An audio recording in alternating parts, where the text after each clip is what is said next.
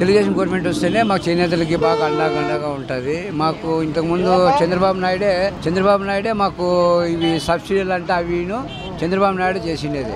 మనకి ఉమ్మడి రాష్ట్రం ఉన్నప్పుడు కానీ ఫస్ట్ మాకు పెట్టిండేది 600 రూపాయలు మాకు పాస్బుక్ మాత్రం రైతు బుక్ మాత్రం ఇచ్చింది. నెలకు 600 రూపాయలు వేస్తాండే మాకు. నెలకు 600 రూపాయలు 1000 రూపాయలు చేసే చంద్రబాబు నాయుడు అది నెల రాస్తాండే.